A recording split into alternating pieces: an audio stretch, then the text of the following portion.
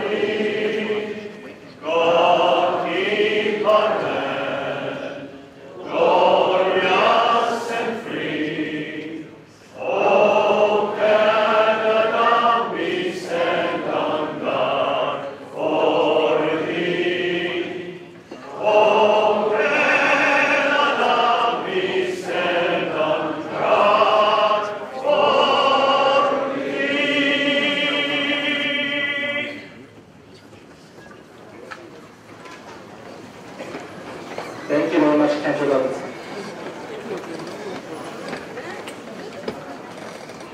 So I'd like to take a moment now to orient you all to some of the special guests who joined us tonight. Begin with the Honorable Member of Parliament, David McGinty, his wife Brigitte. Seated next.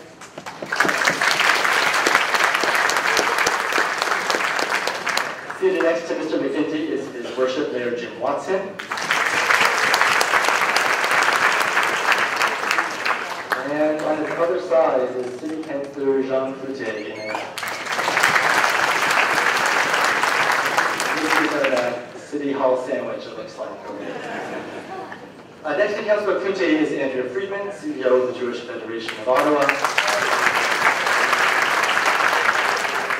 And thank you all so much for being here with us tonight. Sitting in the front three rows over here is our amazing roster of past presidents and first ladies of Machzikei Hadas, a group of individuals who have all, at different times, stepped forward to offer their time, wisdom, and leadership to guide our beloved shul to where we are today. Machzikei's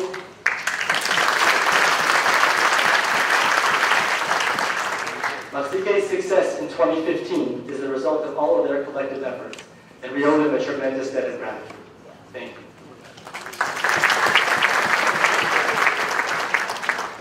And of course, our current president, Charlie Wiseman, continues in the paths of his predecessors to lead our shul with great success and wisdom. A task made all the more challenging during this time of transition, new rabbinic leadership, congregational growth. It's my pleasure to invite Charlie Wiseman to the podium to share his remarks.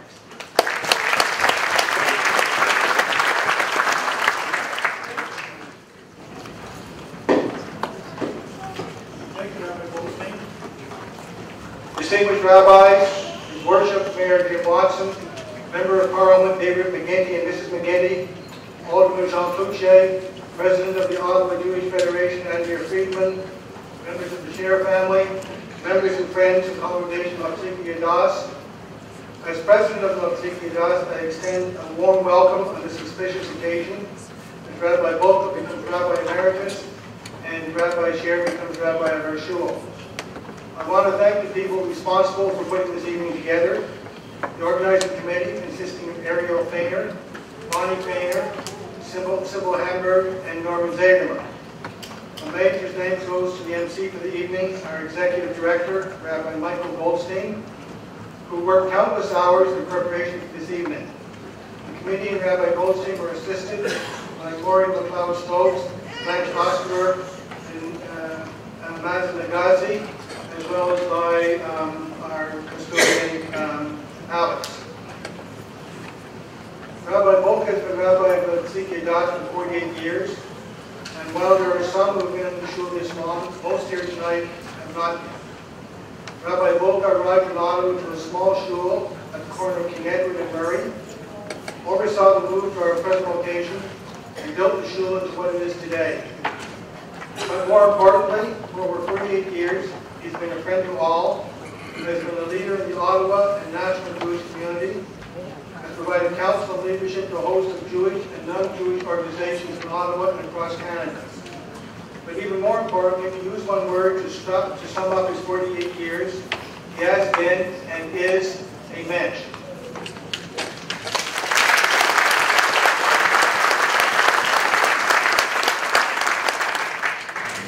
Today, Rabbi Bulka becomes Rabbi Emeritus, whatever that may mean.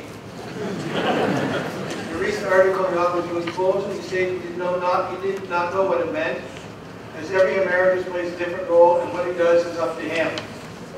Whatever Rabbi Bulka may do, we are fortunate that he's remaining in Ottawa, so we can benefit from his good counsel, and when we call upon him. In the article in the Bulletin, Rabbi Bulka stated he is not retiring, but entering a new phase of his life. We wish Rabbi Bulka all the best at the end of this new phase of their lives. Having said that, as of today, Rabbi Scher is the rabbi of Congregation Machzikei Hadas. Over the last 12.5 months, it has become obvious the shul made the right decision. It was you, the members, who made the decision.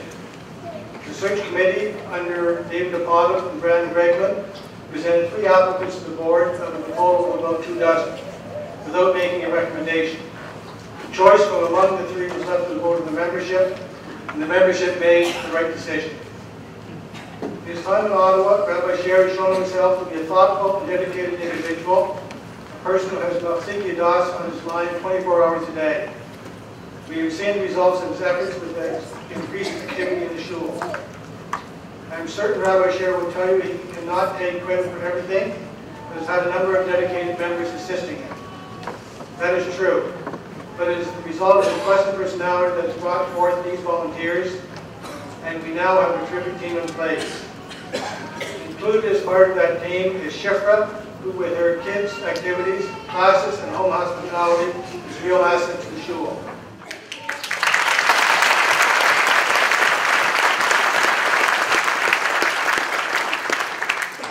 I came here this evening not knowing what to expect. What is an installation? I do not know.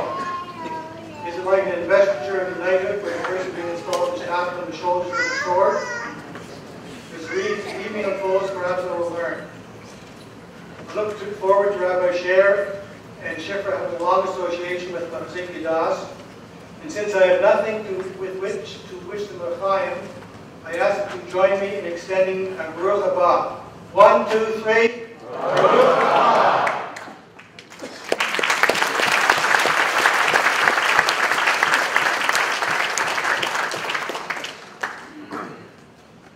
Thank you very much, Charlie. It's now my pleasure to invite His Worship Mayor Jim Watson to share some remarks.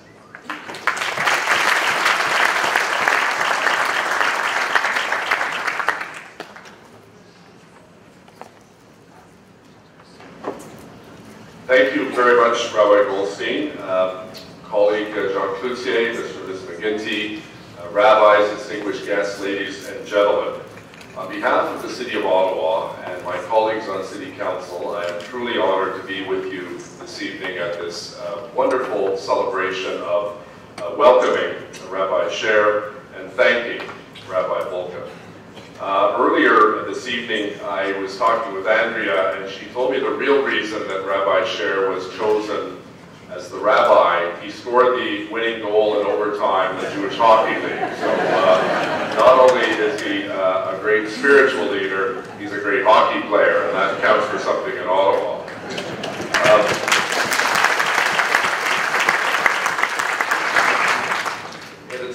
It is a pleasure, as I said, to be here with my colleague Jean Cloutier to welcome and congratulate Rabbi Scher and his family, and to thank you for the dedication you have already demonstrated throughout your congressional family. I'm eager to watch as the community continues to thrive under your leadership. You've already got a head start with some great DNA with grandparents like Lynn and Mary Petesha, and so many other wonderful community leaders here in the Ottawa area. You're following in the footsteps of a remarkable individual who has left an indelible mark on the congregation and on the community life here in Ottawa, and really from coast to coast in his adopted country. Rabbi Bulka has been a true spiritual leader, not only for the congregation, but for the entire community of Ottawa. And it's been an honor to get to know and become friends with Rabbi Bulka and to celebrate your new role and responsibility as Rabbi Emeritus. For over 48 years, which is a remarkable achievement, the congregation has grown, thrived, and continued to play an important role in the fabric of our nation's capital, thanks to your commitment, your community involvement, and your compassion. Although I know you will still be an active presence in the shul, I hope you take this opportunity to enjoy the fruits of your labor with your wife and children and grandchildren. And thank you very, very much, Rabbi Bulka, for all that you have done for so many great causes. When you think of what Rabbi Bulka has done since coming to Ottawa, his work with so many amazing organizations, such as the Trillium Gift of Life program that he has been instrumental on, his record number of donations to blood services, Canadian Blood Services, his work with the United Way, his inclusion in the Order of Canada, our highest civic honor. All of these are testimony to the great individual that Rabbi Bulka is and that we all know. It's been a long transition period leading up to the installation of Rabbi Scher as spiritual leader of your congregation. And Ottawa was already Rabbi Scher's second home, as he has a long history and a very large extended family here.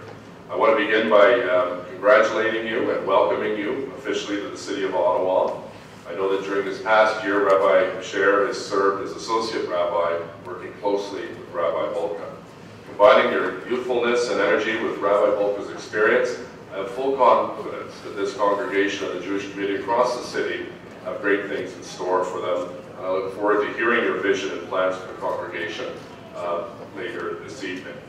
I now ask my colleague Jean Cloutier to come forward, and we'd like the two rabbis to come forward and present you with a certificate on behalf of the city of Ottawa to Rabbi Scher and to Rabbi Bulka, two great spiritual leaders in our community. It's been an honor to know you, Rabbi Bulka, and it's an honor to get to know you, Rabbi Scher. We thank you for the tremendous work that you have done and will continue to do, respectively, in the community.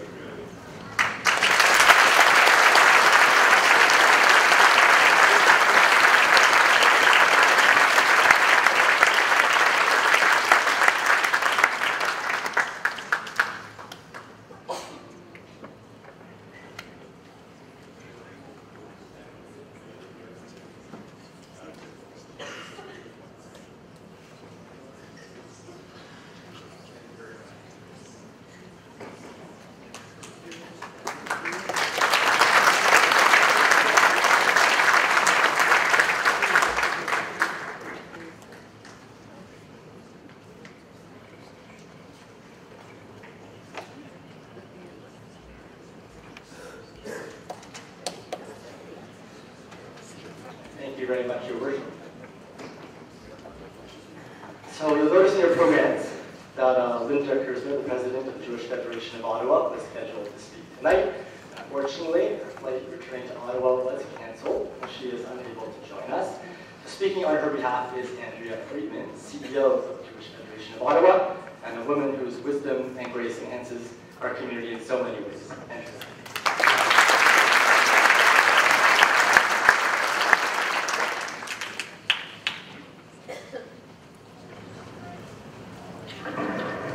So thank you, Rabbi Goldstein. My challenge here this evening is that the mayor stole my joke. So I'm not quite sure what to do now. Tonight's actually really an incredible evening for the Machzikei community, for Ottawa's Jewish community, and the broader Ottawa community, as we celebrate Rabbi Bulka's remarkable 48-year career and Rabbi Scher's official installation. Deservedly so, Rabbi Bulka has received an abundance of awards and accolades, and the mayor spoke quite beautifully a moment ago to some of his major accomplishments in our community. So tonight, rather than articulate the myriad of reasons of what makes him so special and unique, I would like to emphasize one quality, and that is how he treats each and every person with respect, with dignity, and a great deal of care and compassion. He has devoted his entire career to strengthening the Jewish community, while at the same time tackling tough issues. But he has never, ever forgotten that our community is composed of individuals, and each and every person matters. Rabbi Bulka, on behalf of the Jewish Federation of Ottawa, on behalf of a grateful community, and on behalf of each and every person that you have personally helped and nurtured, thank you, toda, and merci.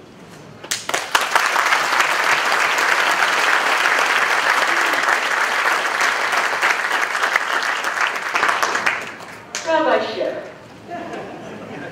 before you arrived in Ottawa, the buzz in the Jewish community was all about your relative youth. But almost immediately after you arrived, this changed to the inevitable question, have you met the new rabbi, with a great deal of excitement? Wow, he's tremendous.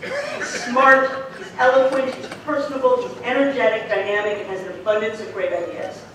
And Rabbi Scher, similar to Rabbi Bulka before him, was quickly identified as a potential game changer, not only for Machzikei, but for the entire Jewish community. And Rabbi, this is Mayor Watson's joke, and Rabbi, this was even before anybody knew about your hockey prowess. Rabbi Scher, you've inherited a legendary position at a venerable Ottawa Jewish communal institution, and you have made it your own. In a relatively short amount of time, you have made a difference at Machzikei and in the broader Jewish community. Your presence, ideas, and energy are keenly felt and very much appreciated. As a proud member of Machzikei, I am excited to watch the shul blossom, and as the CEO of the Jewish Federation of Ottawa, I'm truly privileged to work with you and with Rabbi Bulka to secure an even brighter future for our community. Thank you both, and b'chatzlacha.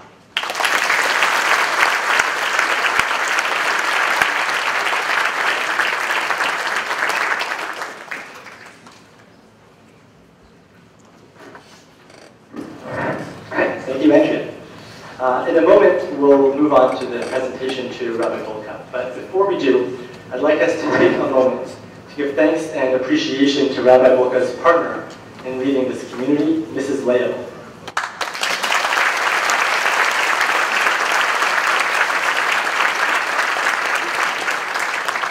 The role of Rebbitzin is a challenging and often thankless job. And we have been blessed to have the incredible wisdom, guidance, and friendship of Leah in our shul, and we are thrilled that she will soon become our new Rebbitzin Emeritus.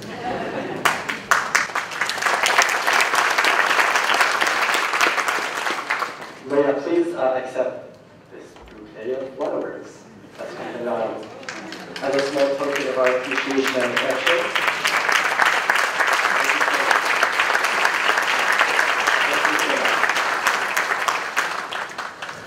And I'll call upon Stephen Apod in a moment to make a presentation to Rabbi Bulka. Stephen is an esteemed past president of Machzikei and the son of the late Rudy Apod, the president of our shul, who had the wisdom and vision to hire Rabbi Bulka 48 years ago.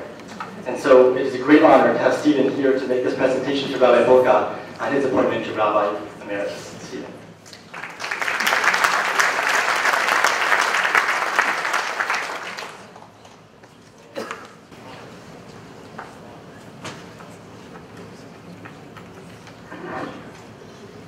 It was a few weeks ago that I received a call from the shul office asking if I would make a presentation to Rabbi Bulka.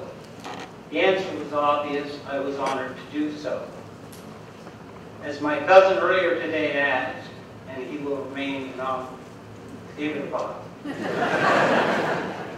Why you, when there are others that are at least as deserving, if not more so? The answer is, I have to turn the clock back 51 years. And as you've just heard from Rabbi Goldstein, it's hard to believe 51 years ago that my father assumed the presidency of Congregation Machzikei Hadas. Now, this is back in the mid-1960s, and you all have to understand that at that time, Machzikei Hadas was affectionately called the Murray Street Shul. It was one of the last, if not the last, lower town shul still in Ottawa.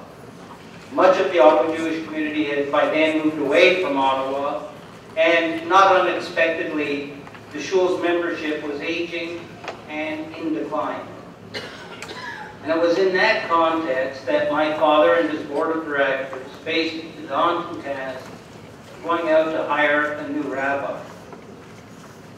I was in my late teens at the time, and I truly do remember how concerned my father was that he and his board make the right choice. It's probably not an overstatement to say that it was felt by everyone that the future of the shul might hinge on that decision.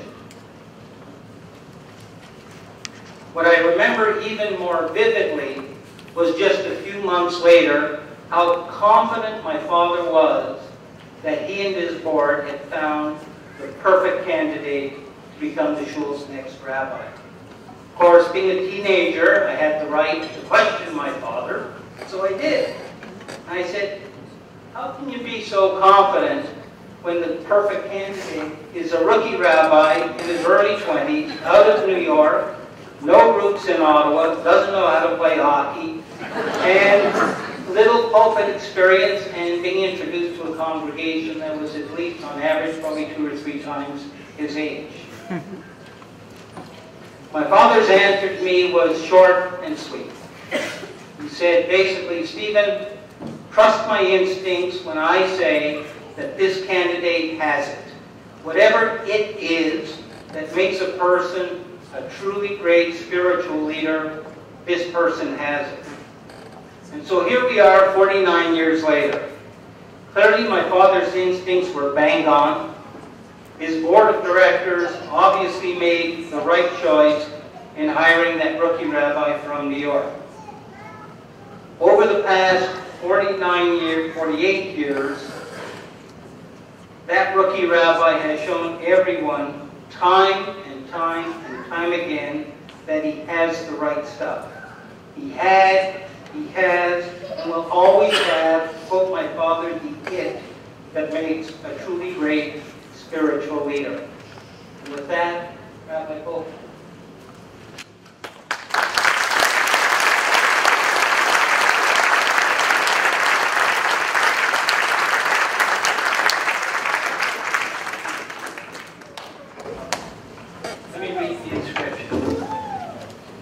Mazel tov to our beloved Rabbi Reuven Bulka on his appointment to Rabbi Emeritus of Congregation Machzikei Hadas, with deep appreciation for your 48 years of service as Rabbi to our community, to our shul, and to our families, and in anticipation of many more years of your leadership, your guidance, and your friendship in this new role.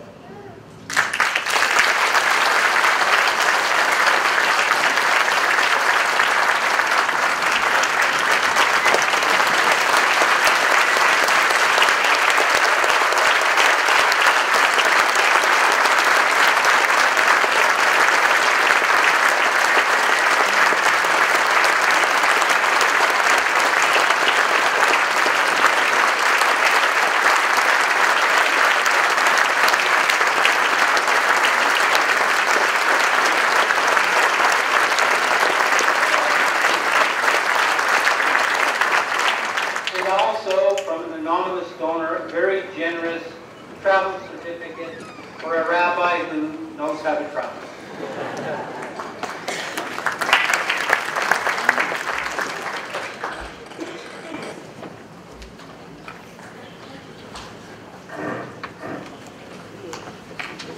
Thank you very much, dear Stephen. Stephen was very kind. He didn't tell you how many candidates there were for the job 50 years ago. Rumor has it that I was the only one.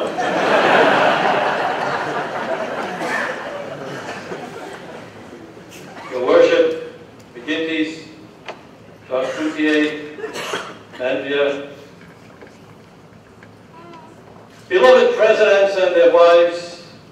including dear Charlie and Freda, and all of you wonderful people that are here and those who would have liked to be here. My first instinct is to declare tonight Rosh Hashanah and start davening. Full house.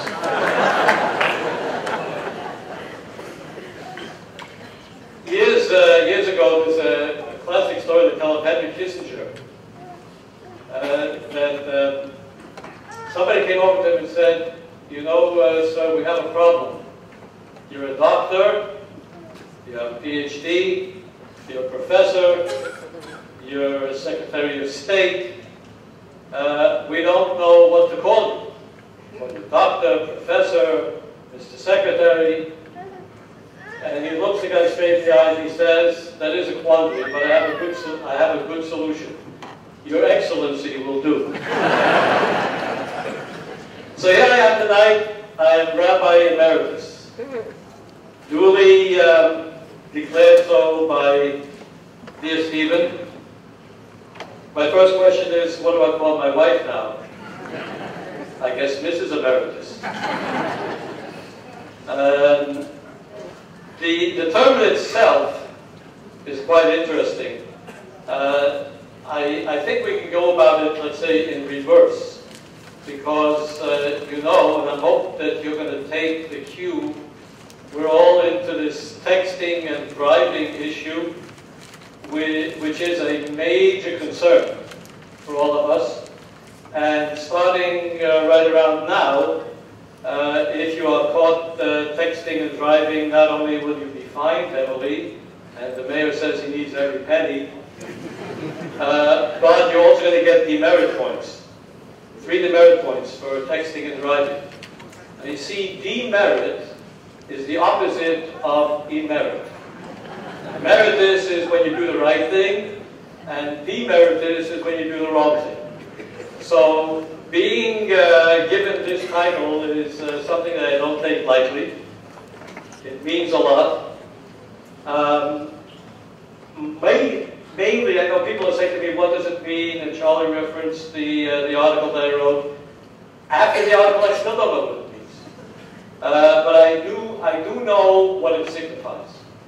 The one thing that does signify is an eternal link between myself and Leah and the congregation. And that is priceless. The idea that after finishing 48 years together, that there's some continuity,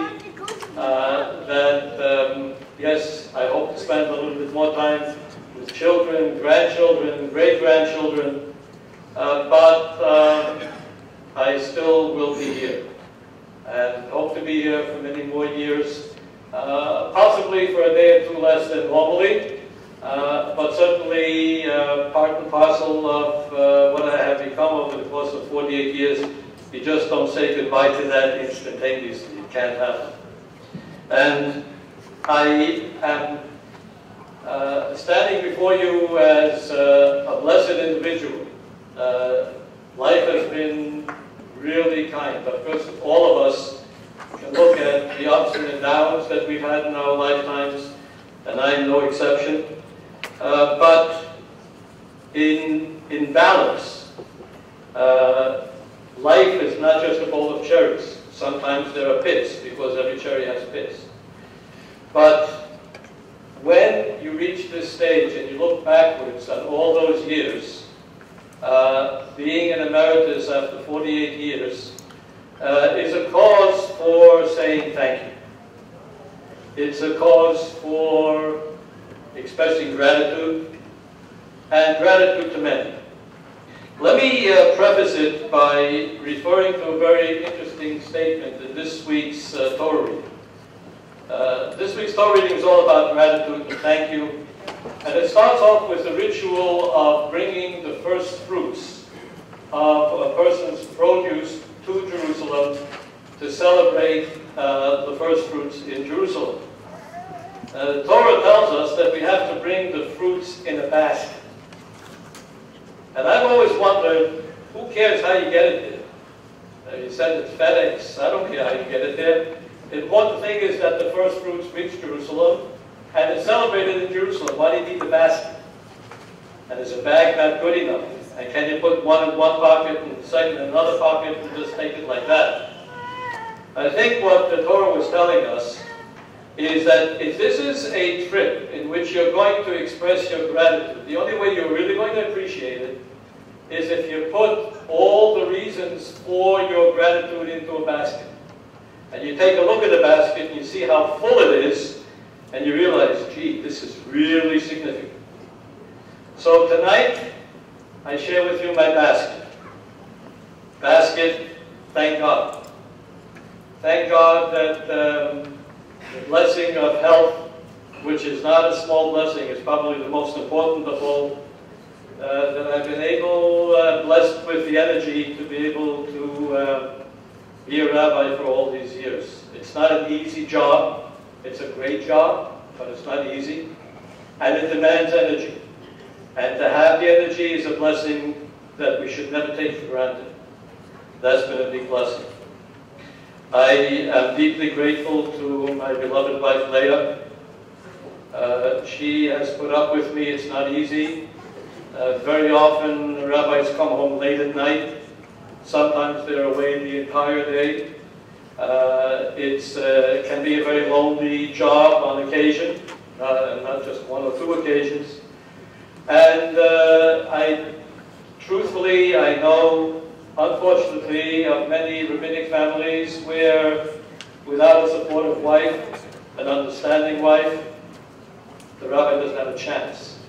And very often the family crumbles because of the pressures. So having Leah and her dedication and her wonderful understanding has been a true blessing. Then I have the blessing of a wonderful shul. All of the young gentlemen and their spouses that are sitting here in the front rows, every one of them I spent at least 2 years with, talking in the middle of prayers on Shabbat morning.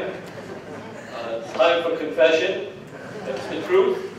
But it was a time in which I got to know the depth and profundity of the dedication of these great individuals. All of them giving individuals, all of them making a tremendous sacrifice of time, because being a president is a great, great taxing of the time. Taxing is a job for a shul president. They very rarely get the thank yous. But without these great individuals, an entire rabbinic career could go into shambles. And to say that I had 24, 25, 26 presidents who were all of them remarkable, it's almost miraculous, but this is actually the miracle that I lived for all these years. Then I had the blessing of a wonderful clergy, Chazal Levinson, who is here, Cantor Emeritus. We've been together for many, many, many years. That too is a blessing, because you know all of these crazy stories about rabbis and cantors not getting along. It's been a blessing for all these years, and I wish him and Sarah well in all that they do. And you can applaud for him. It's rather right.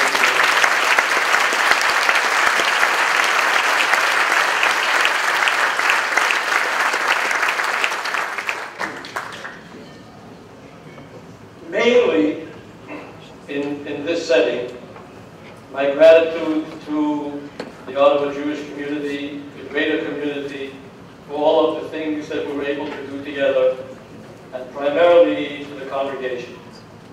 I know it doesn't sound like something that we should boast about, but as I stand here before you today, I did a little bit of a calculation. 21,598 prayer services that we had over 48 years, uninterrupted.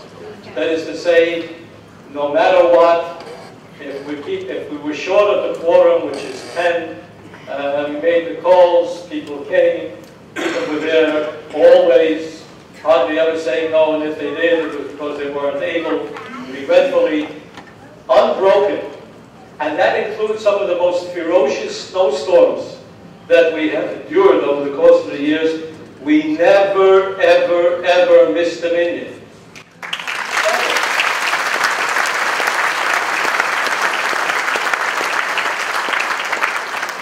And the people that were here for the minyan and the wives will let them go in the middle of supper, this was just expressive of the phenomenal dedication that everyone had to the shul. So as I graduate now from Rabbi to Rabbi Emeritus, one of the things that I was wondering about was would people just, go to what's the easy way to refer to me. Over the course of time, for some reason or other, people started referring to me as Rab.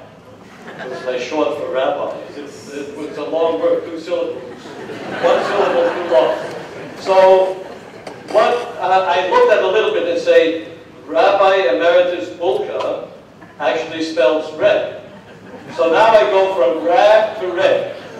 And if you call me now Reb, that will be an accurate title, and I will take that gladly.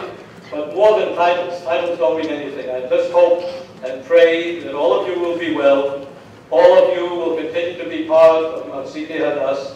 All of you will continue to enjoy the place. All of you will enjoy Rabbi and Mrs. Scher, Rabbi and Mrs. Goldstein, the entire staff, including Blanche and Maury, and everything that the shul has to offer. And I conclude this component, which is the acceptance of the Emeritus title, by thanking you all profusely and wishing you all a good Shana Tova. Thank you very much.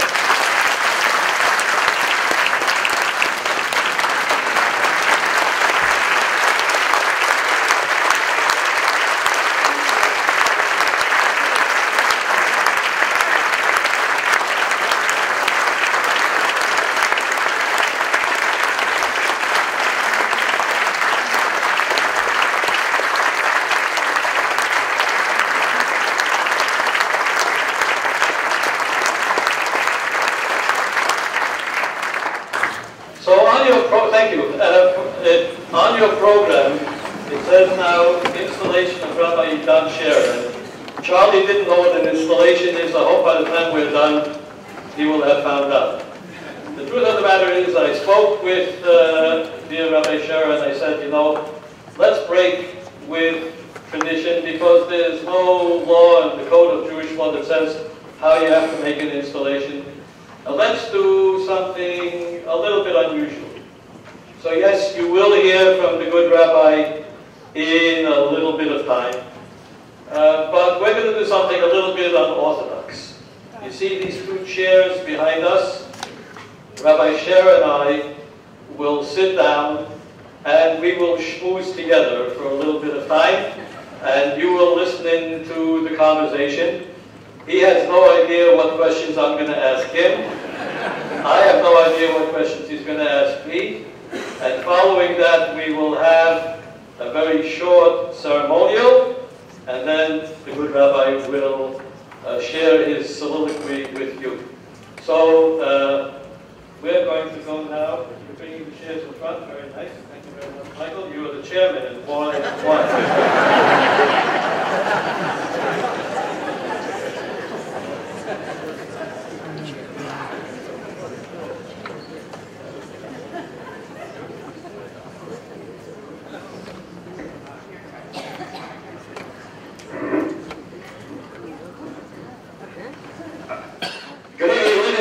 It's a pleasure to welcome you to my regular Sunday night program, deferred till Tuesday, on radio station CFAR, which is to see far.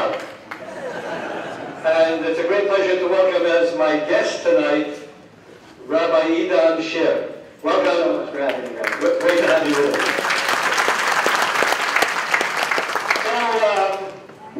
So, we can talk, right? Absolutely. Right, okay. So, about a year and a half ago, I was in Florida, and I bumped into a friend of mine who had left his rabbinical posting after being there for surely 17 years. And I asked him, the conversation went into, okay, so what are you doing now? And he says, I'm here. So do you have any connection to your old synagogue? And he said, no.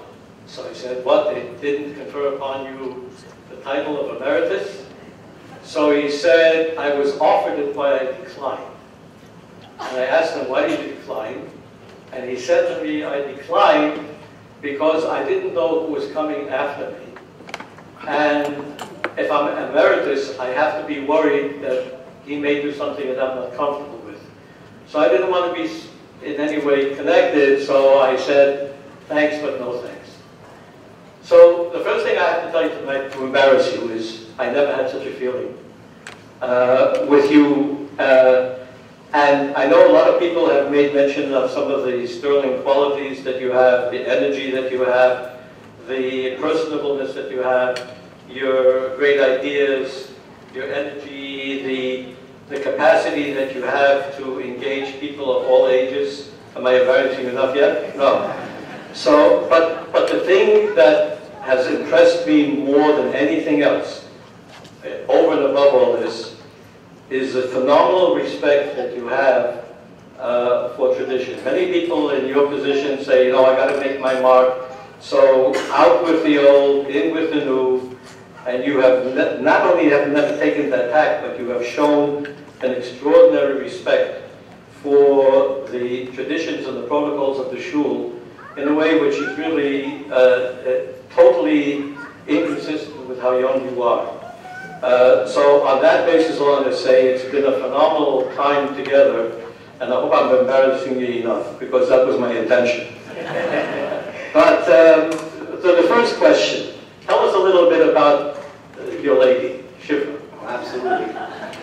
But before I do that, I am going to take the opportunity now to reciprocate with the embarrassment. If that's okay. If you can't take it, you shouldn't give it. But so many people have been asking me, what am I feeling tonight? And the honest answer is that I'm incredibly humbled, and mostly, very much so, because of Rabbi Bulka. You think about Rabbi Bulka, and you think of someone who walks amongst people and just clearly stands out as the embodiment of every one of our cherished values of Judaism. You're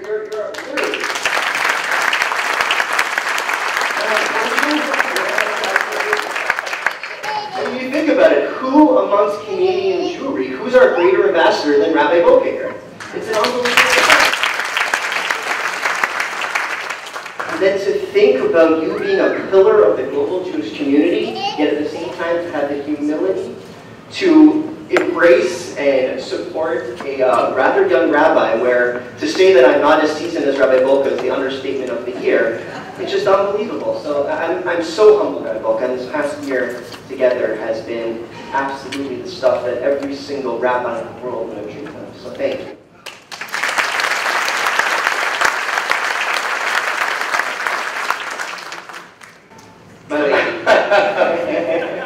don't forget the question.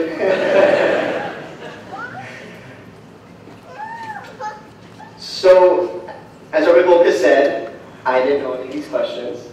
So, everything I'm going to say now is right from the heart. There was a famous rabbi who had thousands and thousands of students. And one time he told those students, Shali v'shalachem shalahi. What is mine, everything that I've accomplished, and everything you've accomplished, is completely because of one person, his wife. And the honest answer is that I don't think I can say anything more.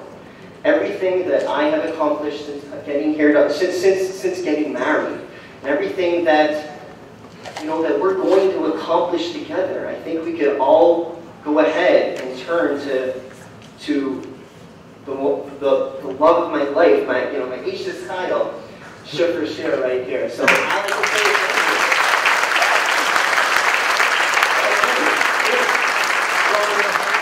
the next question is not going to be so easy. So looking backwards, if somebody would have said to me, okay, what motivated you to become a rabbi? To me, it was like a clear answer. I became a rabbi actually when I was 16 years old, when my father took ill, and the congregation couldn't afford another rabbi, so they were stuck with me as the only option, right? And if I look back and I say, who was my role model, it was definitely my father and my mother. And I'm looking at you and I say, you know, you have wonderful parents, wonderful in-laws, and truth be told, right here where we are sitting, a little less than 30 years ago, your parents were married by me. Who would have thought then that I was landing up marrying the couple that would be giving birth to the rabbi who would become the rabbi of congregation Machzikei Hadas?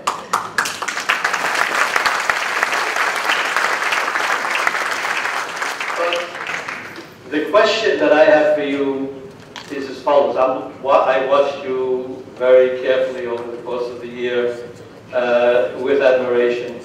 And I said, where does this guy get this from?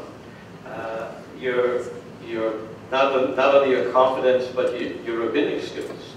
You have abilities in every direction. You can read from the Torah with the best of them. You could have probably been a chazan in the shul. You have all of the skills that are necessary to be a great rabbi, including a wonderful personality. And you have the gut rabbinic instincts that you can't teach them. They have to be there. And I know that your parents are probably wondering too, where did he get this from? Where did it come? That's a very good question. Yeah, in my direct family, siblings going back, I don't think that there has been a rabbi in my family. Actually, just very recently, my younger brother just became a rabbi, but I was absolutely the first. But when you begin to think about it, so I have grandparents that are no longer with us, and they were an unbelievable influence on my life. But you also, I think back to my own grandparents that live here in Ottawa. Yeah, I don't think anyone would call my grandfather a rabbi, but when you see someone who will just live their life with such virtue, you start to think, this is something that I want to bring to people. This is something that I want to go ahead and inspire people to live their life that way.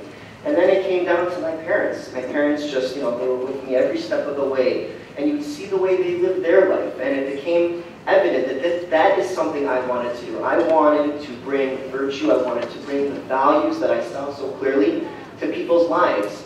And there were several different ways to do that. But ultimately I decided that I think that the best way to do it would be to be a rabbi. And yeah, that's a very simple explanation of how this all happened. That's good. So I'm taking a look at the clock, and I know everyone is watching very carefully the clock. We don't want to go over time. We're coming to our first intermission on the radio program. But I did want to mention that this year has been actually for you quite an incredible year. I don't like mentioning this, but I have to grudgingly, your beloved Chicago Blackhawks won the Stanley Cup. I wouldn't talk to that. You're the Chicago crew. You scored the winning goal in the Jewish men's hockey league. And not only that, even the Chicago Cubs are now in a playoff position. It's actually quite incredible. But most importantly, the impact that you have had on the shul, you see the excitement of the members, that they cannot get enough of you, and the time that you've made available for them. It really is quite exciting. And if I had to write for myself a scenario of how succession would go, I couldn't have dreamed of it being more smooth, more exciting, more promising. Because the worst thing in the world for any rabbi is that after he goes, the congregation closes. That's the worst thing. And it's sort of like a false sense of, oh, you see, I was so important that when I left, everything collapsed. And that's stupid continuity. Good continuity is when you see that after you go, the congregation goes even beyond where it was and you left. And you've already done that. And it's probably a good time at which we will now pause for me to do the official installation. And afterwards you will share your remarks with the congregation. But you need to give me 2 seconds because I have stuff that I have to install you with. Right, so let me just go get it.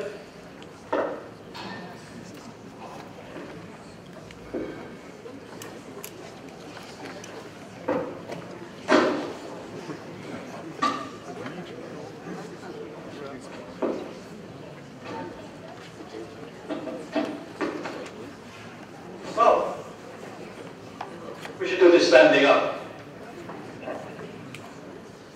So, you know that in the rabbinical degree in Hebrew is referred to as smicha, where it's referred to in the lingo as the laying of the hands. When Moshe Rabbeinu had to do this with his protege Yehoshua, he was told to put one hand on him, and in the show of how much he really felt about it, he put both of his hands on him, right?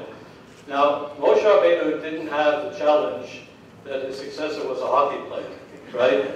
I have that challenge. So I have addressed this challenge in two ways. The first is, this is a hockey stick. It says to Rabbi Idan to help you stick handle around all challenges with best wishes for blessing and success, signed by myself. And it's an Ottawa Senator stick.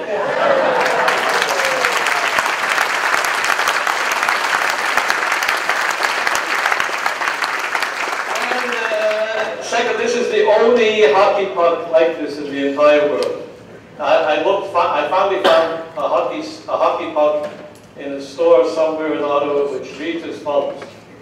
Hi dear Rabbi Idan, from now on, this is 17th of Elul, 5775, September 1, 2015. The puck stops here.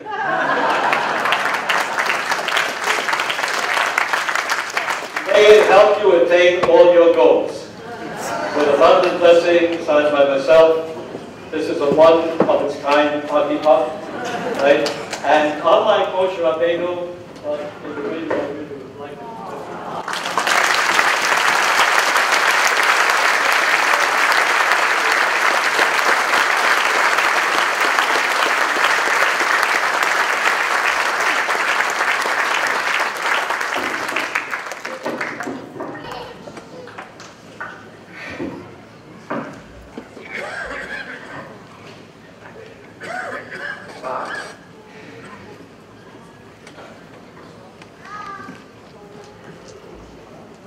Your Worship, Mayor Jim Watson, thank you for your very kind words. To your friend Andrew Friedman, thank you as well. And our President, Charles Wiseman, thank you so much as well. And I'd also like to thank Member of Parliament David McGinty and Mrs. McGinty, as well as Councillor Cloutier, for sharing this historic moment with us tonight. Ethics of Our Fathers, the masterpiece text of Jewish ethics, quotes advice from a true moral hero of Jewish history, a man by the name of Akavia ben Mahalalel. He tells us, "Histatel b'shlosha devarim ve'ein ata bali ve'adeva." Reflect on three things and you will not come to sin. You can be confident that you are on the right path. Damei ayin basa ula'an ata holech u'ifnei mi ata asid v'tein din b'cheshbon. Know from where you are coming, know where you are going, and know before whom you must give an account. As I was thinking about my message for this evening, this advice really resonated. Know before whom you must give an account. I don't think Akavia ben Mahalalel meant the board of our shul. I'm pretty sure he meant God. And the truth is that 2 years ago, we were here for Rosh Hashanah. We were here for the funeral of my very special great-uncle, Norman Peteshin of blessed memory. And if someone would have told us at that moment, a year from now, you're going to be the associate rabbi at Machzikei Hadas, we would have thought you were out of your mind. But sure enough, here we are, and sure enough, we could not be more thankful. Thank you, God, for bringing us to this point in our lives. Know from where you come. Reflect on the past. Reflect on my own past, and reflect on the past of Machzikei Hadas. I spoke about how I'm so humble thinking of my predecessor, Rabbi Bulka. But I'm also so humbled when I think about Machzikei Hadas, the eminently prestigious shul. A shul made up of people, so many who are leaders of the Ottawa Jewish community. A shul made up of people who are so committed to Judaism and its vibrancy here in Ottawa, unparalleled in all of my experience. Becoming the rabbi, having just acquired this leadership, truly, truly humbles me when I think about it. But you know what? I'm ready. I'm ready, as I spoke about, because of my family, because of my wife, because of my family. I'd like to take this opportunity just to thank everybody, my friends and my family that came and spared no effort to be with us today. My wife's grandparents, and in turn my grandparents, Martin and Esther Sandberg, who flew in from Chicago, my in-laws. I spoke about my parents and my grandparents. I'm ready because they had faith in me every step of the way, giving me the confidence to pursue my dreams. And I'm ready because I know the support I will have of every single person sitting in front of me, as well as many others.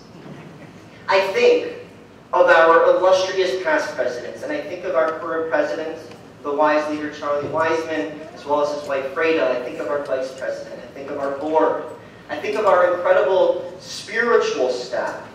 Chazan Levinson, Shimon Fogel, who have guided me since I arrived, Rabbi Michael and Dr. Stacy Goldstein, and of course Blanche Oster and Maury McLeod, two women who took me under their wing from the moment I arrived here in Ottawa. And of course, I'd just like to take this opportunity to thank the search committee, headed by the tireless David Apodak and Bram Bregman. Thank you so much as well. But I'm ready ultimately because I know I have the support of every single person sitting in this room and beyond. Know where you are going. Reflect on where you are going. Where am I going? Where is Machzikei Hadas going? And how are we going to get there together? That is the question I would like to address this evening. But before addressing that question, in reality, to answer that question, I'd like to ask another question. A very fundamental question. Why is shul significant?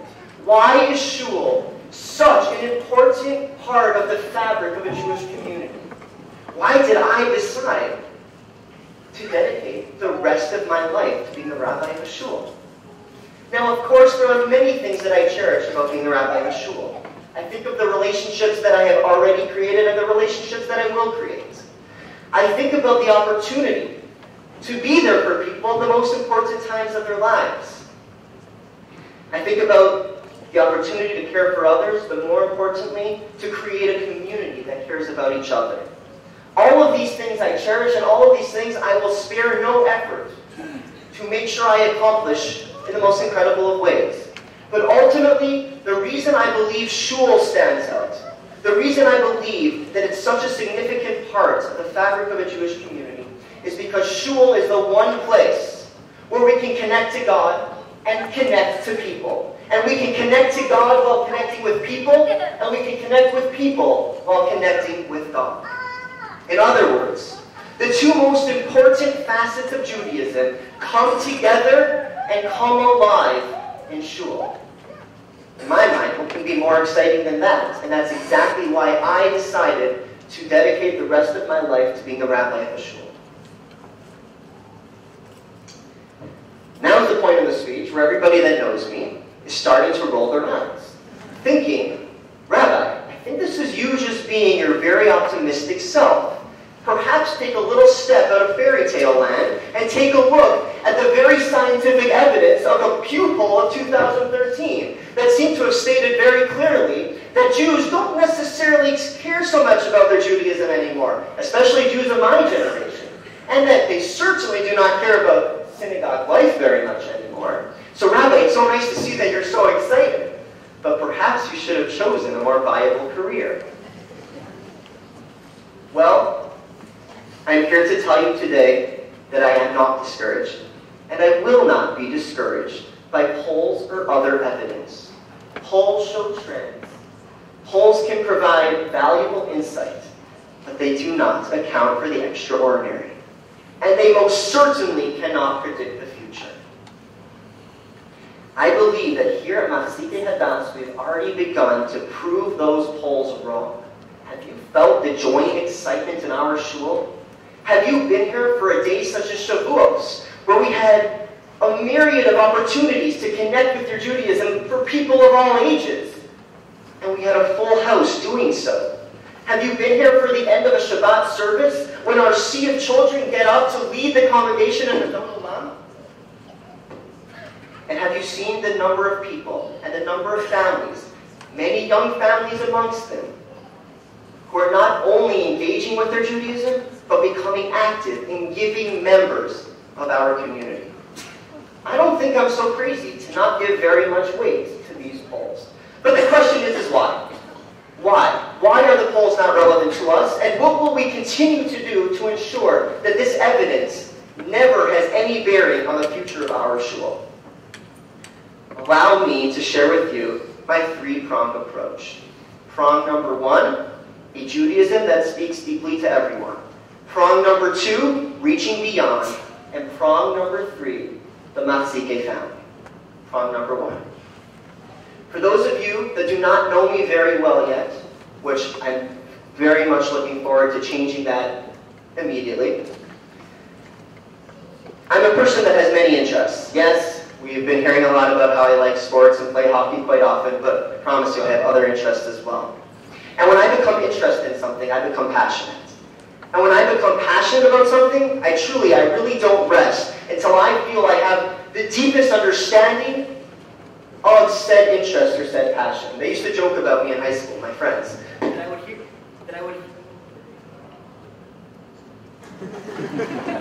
just talking about high school, right? Everyone's listening, amazing. All right, so my friends used to joke in high school. I would hear a band that I liked one evening, but the next morning I'd tell you all their songs and all their albums. Now, thank God, my interests and passions have evolved, but the drive is most certainly not there. Just as recent as back in Baltimore, doing schoolwork in public policy, when the topic of the geopolitical history of the Middle East came up, I became obsessed. I didn't rest until I had read everything I possibly could about the issue. Or when I was deciding that it was time now to start applying to rabbi jobs, I would sit by my computer and research every single shul in North America. In fact, if a shul had a website, you could probably tell me the name of the shul, and I in turn would tell you the name of the rabbi, where it was located, and most probably the very exciting events that would come up that weekend. In other words, when I'm interested in something, I become passionate, and I become very passionate. But the pursuit of all of these other interests and passions that I've had throughout my life has failed in comparison to my pursuit of Torah study, of studying the Torah, studying our heritage, the blueprints of Judaism, my deepest passion. I had the great fortune to spend years of my life immersed in this study, trying to uncover layer after layer of our incredible heritage. And more often than not, what I would find is I would find an idea that would hit me in such a powerful way that it would impact my life. A little bit further, I'd find another concept, another message that would do exactly the same thing. And if there's one thing I can tell you beyond a shadow of doubt, with every last shred of my belief, it's that the Torah, our heritage, has a message, an idea that will hit you, every single person. It doesn't make a difference, their affiliation, their age, their background, doesn't make a difference. An idea or a message that will hit you and inspire you in a way you may never have thought that was possible. I certainly didn't think it was possible. And it is this firmly held belief that will drive the first prong of my vision for Machzikei Hadas, a Judaism that speaks deeply to everyone. Through traditional learning, whether in classes, whether in small groups, whether one-on-one, and I'm so excited by the number of people that have already taken me up on this offer, I will do everything in my power to take those ideas and those concepts that so uplifted my life and take that richness and the wisdom of our heritage and make it accessible to every single person sitting in this room. And I also understand that for some people traditional learning is not your thing. And that's fine, because in tandem with the traditional learning, I plan on creating experiences, tailor-making programs that will allow the myriad voices of Judaism to reverberate so powerfully in the minds and hearts of every unique individual. I will do everything I can to make sure people are engaging in a relevant, tangible Judaism. A Judaism that you may never have even thought had existed. Prong number one, a Judaism that speaks deeply to everyone. Now with this unique and compelling vision, How dare we keep it within the four walls of our beloved shul? And this brings me to prong number 2, reaching beyond. A wise rabbi once told me that the job of a communal rabbi of today is to reach out to the whole community. Not wait for people to come into the four walls of your inner sanctuary, but rather to understand the treasure that is Judaism and bring it to everyone. I know how important and how lofty of an endeavor this is, and I also know that in order to successfully engage in this endeavor, a significant time and effort, a significant amount of time and effort is necessary. So I cannot tell you how excited I am that our shul hired Rabbi Michael Goldstein as our new executive director and Dr. Stacy Goldstein as our new director of youth and family programming. Because our shul understood the importance of this mission, and there are no two people that I can think of that are more capable to bringing the beauty of Machzikei Hadas, to bring this unique vision together with me far beyond the four walls of our inner sanctuary. Prong number 2.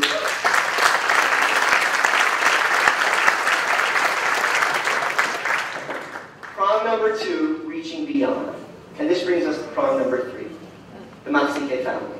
Both because of the importance of community in of itself, as well as because no one can properly engage with their Judaism unless in an atmosphere that is warm, inviting, and sensitive. Machzikei Hadas will be that place where people can truly experience their Judaism in their own unique way, because it will be a place that you walk through the doors and you will encounter an environment of a community that cares and supports you. To this end, when you walk through those doors, you will be greeted with a smile and warmly guided to whatever program it is that you are coming for.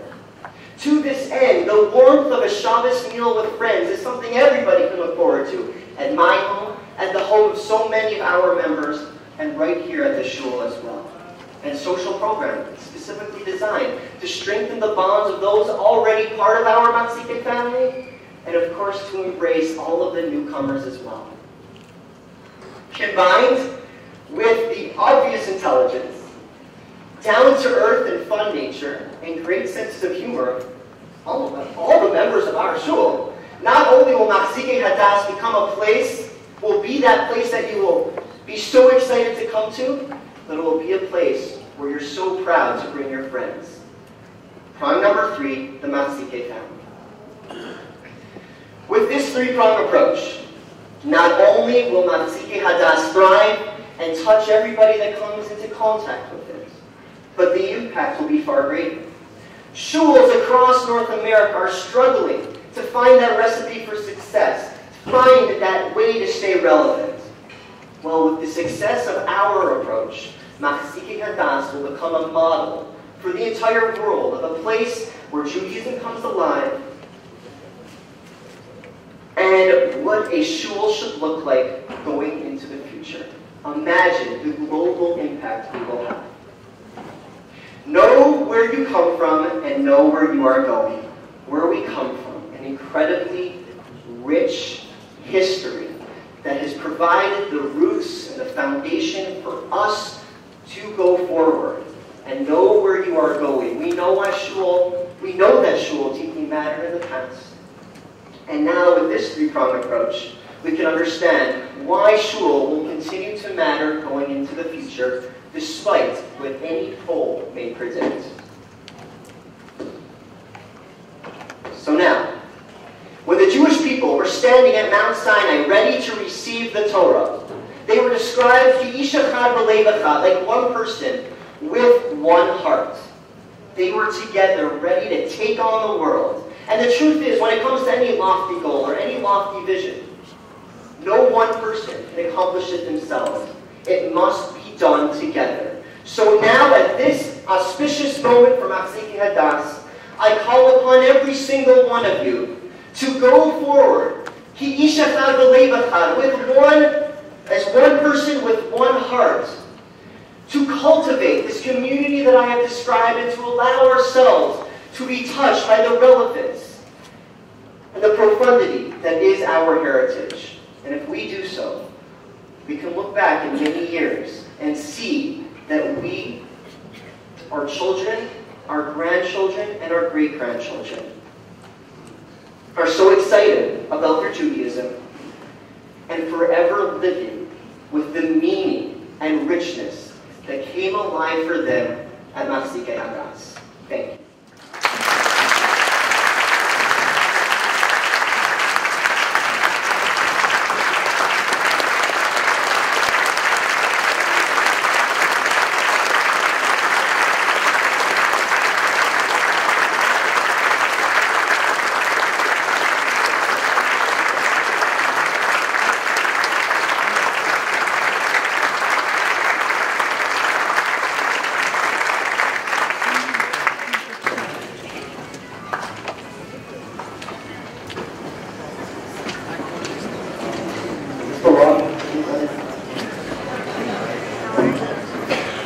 Thank you very much, Raj.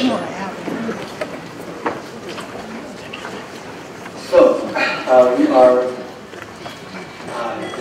towards the end of our program now. I just want to conclude the program in a few moments. Before we do, I just want to thank a few people. I want to thank tonight's event committee, Mark Boehner, Bonnie Boehner, Sybil Hamburg, Wendy Zagerman. Thank you all.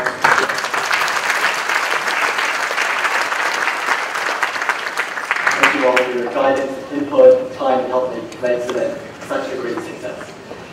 Thank you also to David Smith and Creative Kosher Catering for making the reception for such a beautiful event.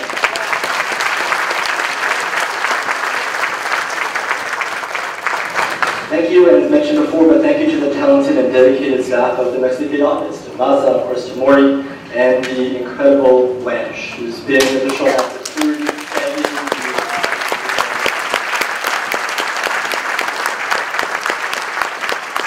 I was going to be in the background. We wanted her at the seat at the front, but she insisted on staying in the background as always, but thank you so much, Blanche.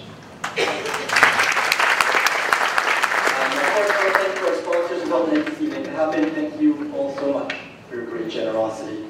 And I now invite Cantor Levinson to lead us in prayer for the success of Rabbi Scher in his new post, followed by the singing of Hadas. Please welcome Cantor Levinson.